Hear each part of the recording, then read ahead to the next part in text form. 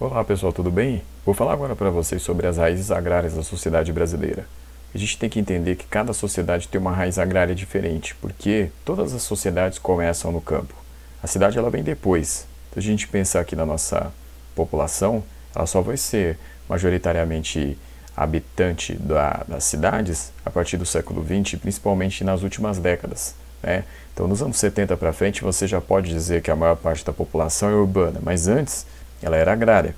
Então nós temos que entender o nosso tipo de formação agrária, tá? E por que o nosso tipo de formação agrária? Porque nós não temos a mesma formação agrária que a Europa, por exemplo, que a Ásia, né? São formas diferentes, né? Então, o que acontece, pessoal? Então, como eu já falei para vocês, na Europa, ela é diferente do Brasil na questão da formação agrária, porque lá eles tiveram, por exemplo, influência da Grécia Antiga, eles tiveram influência de Roma, eles tiveram influência do feudalismo, e nós não tivemos nada disso, tá? Nessa questão da povoação, da forma de produção no campo, nós não tivemos essa influência. Nós tivemos influências em outras coisas, na questão da política, na questão da filosofia, mas não nessa questão da formação agrária, tá? Então, o que acontece? Olha só, nós temos aí, pessoal, né, um exemplo disso, tá? Então, o feudalismo, vocês estão vendo aí. É uma imagem clássica aí que aparece na internet, né? Então, vocês estão vendo ali, ó. Número 1 mostra ali o maço senhorial, reserva. O 2 é a casa do senhor. O 3 é o maço servil. O 4 são as terras comunais. Isso aqui a gente não teve, tá? Nós não tivemos isso. Não é a nossa formação, isso é a formação típica europeia, tá? Outra imagem que é típica da Europa. Estou cobrindo a minha imagem aqui. Isso aí é um burgo, né? Uma cidade que era a fortaleza, né? Cidades surgiram como fortaleza, a maioria delas, né? Fortalezas aí na Europa, né? Então, assim, nós não tivemos isso também. Nossa formação de cidades é diferente. Então, isso é para a gente entender, pessoal, que nós temos uma história própria, tá? Nós temos que entender essa história própria que nós temos. Bom, então, pessoal, o seguinte. Então, como que funcionou no Brasil a nossa formação agrária? Então, a primeira coisa aqui, a gente tem que entender que houve a devastação da Mata Atlântica, tá? Então, por que houve essa devastação da Mata Atlântica? Houve essa devastação por causa da chegada da exploração portuguesa, né? Então, os portugueses trouxeram para cá a sanha do lucro, né? A sanha da acumulação, e aí isso fez com que eles tivessem esse objetivo, encontraram o pau-brasil, e aí, dessa forma, acabaram, então, estabelecendo essa devastação. Bom, o que acontece? Essa chegada dos portugueses, ela acabou trazendo para nós aqui a questão da exploração do pau-brasil, né? Então, a exploração do pau-brasil, que foi trazida aí nessa época aí de exploração portuguesa, né? Ela fez com que a Mata Atlântica fosse destruída praticamente lá no século XVI. É lógico, tem ainda resquícios da Mata Atlântica até hoje, mas é uma menor parte, porque ela já foi muito mais dominante no litoral brasileiro, né? Então, isso faz parte, tá? Por quê? Qual é o caminho que vai se tomar depois disso? Vai se tomar, pessoal, o ciclo da cana-de-açúcar como caminho, né? Então, assim, o que acontece? Você tem a devastação da mata primeiro, depois se forma ali as plantações de cana, né? Então, assim, o século XVI, a metade dele para frente, até a metade do século XVIII, então o nosso ciclo da cana-de-açúcar, que foi importante, por quê? Porque você vai ter ali, primeiro, a mão de obra indígena, que já havia no ciclo do pau-brasil, e aí, o que vai acontecer é que os africanos vão ser trazidos para cá, vão ser a mão de obra predominante aí por séculos no Brasil. Então, a cana-de-açúcar, né, vai ter as relações ali entre senhor de engenho e escravos, né? Então, o senhor de engenho morando na casa grande, os escravos morando nas senzalas, né? Então, quando vier a mineração, eles vão morar nos mocambos, né, no meio urbano lá em Minas. Mas na questão da cana-de-açúcar, que é o que interessa aqui porque a gente está falando de raízes agrárias, então é isso, tá? Bom, então é uma imagem aí do que acontecia no dia a dia, né? Então, assim, o que acontece, pessoal, da nossa raiz agrária? O ciclo do algodão, de metade do século XVIII até o início do XIX. Então, o que acontece? A Revolução Industrial estava acontecendo na Europa, né, na Inglaterra primeiro, e lá nos Estados Unidos o processo de independência a partir de 1776. Então eles vão demandar algodão, né? Tanto a Inglaterra quanto os Estados Unidos. E aí o Brasil vai fornecer, né? Lógico, ali intermediado por Portugal, porque Portugal era a nossa metrópole e vai vender esse algodão para eles, tá? Então, pessoal, o Brasil ele vai ter esse ciclo do algodão. Então, o algodão vai ser uma das partes da nossa raiz agrária, tá? Essa produção que aconteceu majoritariamente no Maranhão se espalhou por outros lugares, né? Chegou até São Paulo, mas o Maranhão vai ser o foco, tá? Lá no ciclo que aconteceu aí nessa época. Bom, pessoal, e nós disso o ciclo do café. O ciclo do café que vai ser aí do início do século XIX até o início do século XX, né? Então, o café ele vai começar ali como um ciclo que vai demandar o trabalho dos escravos, né, africanos, que vinham lá já nessa época mais da região da curva da África, né, ali onde tem a Guiné, onde tem os Yorubás, enquanto antes eram os bantos, né, que vinham lá da região mais do sul da África, né, então Angola, Moçambique, ali é a região dos bantos. Então nessa época aí vem mais da região da curva da África e vão trabalhar no café. E aí depois, né, à medida aí que o século XIX foi passando, vieram alemães, não vai dar muito certo, e depois os italianos lá na década de 70, né, do mesmo século, século XIX, né, os espanhóis também.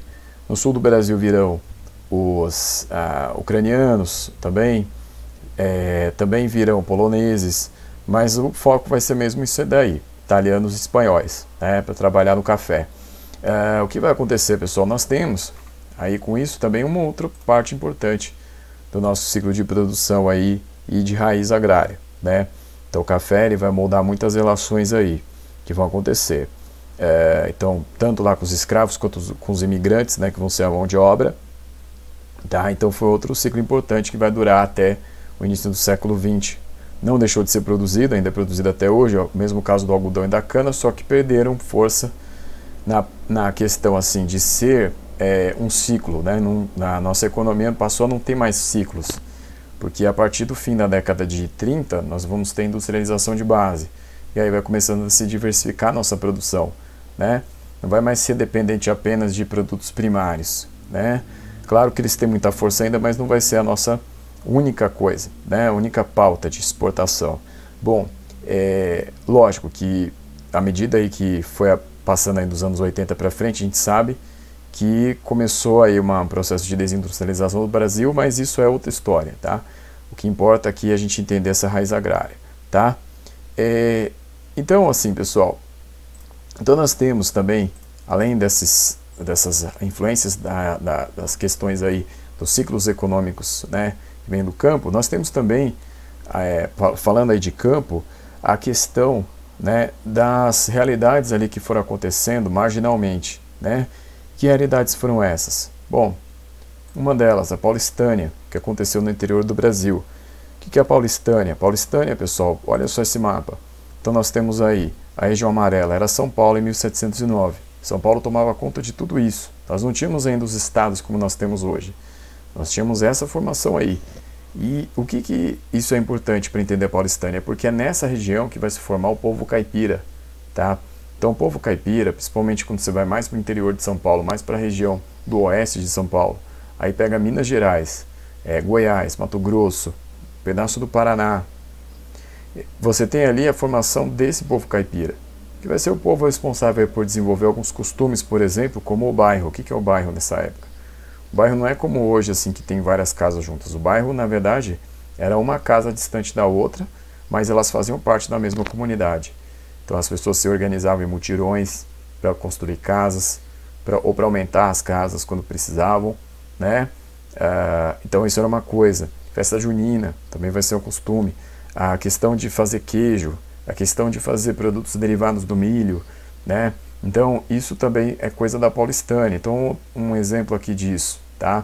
Então a rapadura é produzida até hoje, né? É um costume aí da Paulistânia, né?